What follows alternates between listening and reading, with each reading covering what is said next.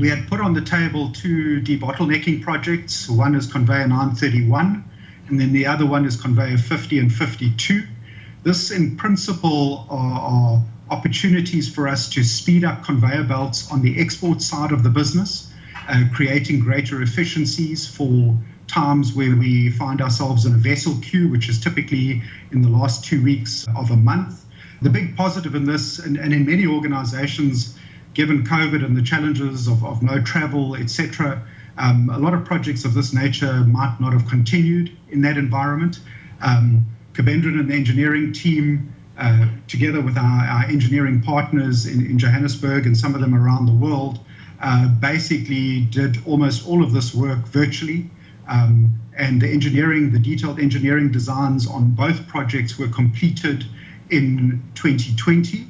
And to the extent that we managed to, and the board has approved for us to continue with the debottlenecking and the actual installation on Conveyor 931. What Conveyor 931 does is that, as you know, and you can see in that picture, we've pretty much got phase 1 and 2 on the closest to you in terms of that picture, and you've got phase 3 on the far side. Conveyor 931 allows us to move coal over the top from phase 3 to ship loaders 1 and 2. And what this debottlenecking project does is it allows us to speed up those conveyor structures, increasing the efficiency and the rate at which we are able to move that phase 3 coal over ship loader 1 and 2. So we're very excited about that, and that project will kick off now in January for completion during the current year. And it's fantastic that we've got a shareholder base that continues to invest in operational efficiencies and sees the benefits of these projects going forward.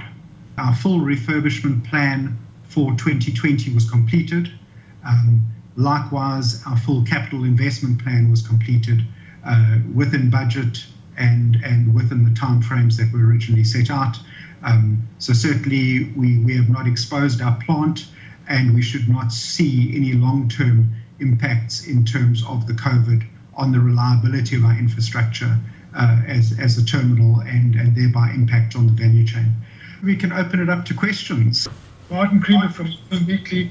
I'd like to focus on your focus, where you want to be more efficient, you want to get more coal out, you want to debottleneck. What sort of budget do you think it'll take? Is it going to be high cost, or is it really high reward?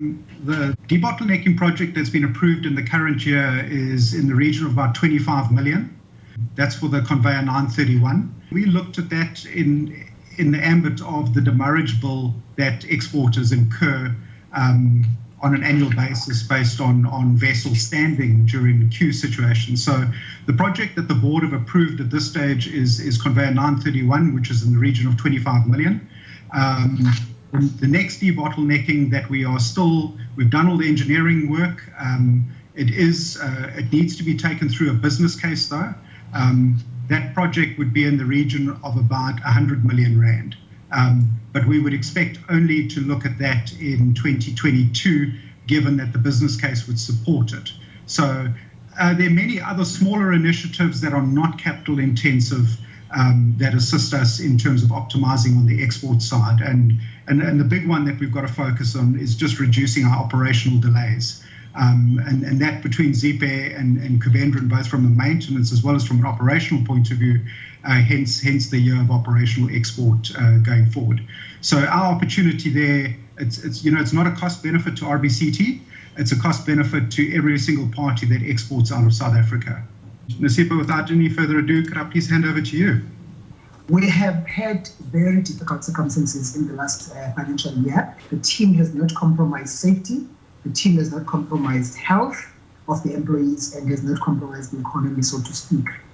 We have been financially prudent this year, making sure that we save money where we can, but we have also not saved money where it's supposed to be spent in terms of making sure that the operations are efficient, as well as making sure that we deliver. The team has managed, they were reporting to us in January at the REMCO, they have managed to get a 1% improvement on their organizational health strategy in their surveys, which means that employee engagement has also not been compromised. People know what's going on, they know what the strategy is, they know what the contribution of RBCT is to the world, It's a private sector in the middle of the public sector, and I think it's a good example of what can be achieved by working together.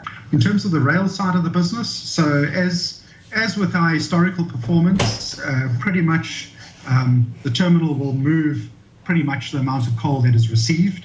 So if you look at it, we received 70.1, and we exported pretty much almost exactly the same amount in that regard. So I think we're still delivering against our mandate.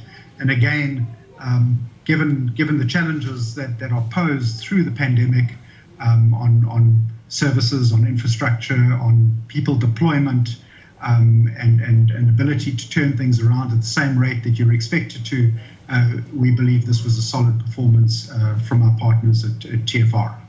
Volume slightly down, about 900,000 tonnes down on the previous year. Train turnaround time, as I've always said, RBCT, the business model is that we do give preference to trains as opposed to export sites. So if we are loading a vessel and a train arrives, we will redeploy resources to handle the train so as to help the value chain in terms of the turnaround time. I guess the logical question is, well, you've got almost 1 million tonnes down in terms of volume, but your number of trains has increased. The dispersion pattern of where the coal is coming from, with Waterberg, you've also got the challenge of the axle load on the line. So there's a function of receiving jumbos loaded as smalls, so you do not get the full benefit of the jumbo running. And those are dynamics that TFR has to deal with in terms of accessing the more dispersed mines from that point of view. And obviously that's one of the opportunities that is continuously looked at as to how do we optimize on those payloads, together with also the number of smalls versus jumbos that we received.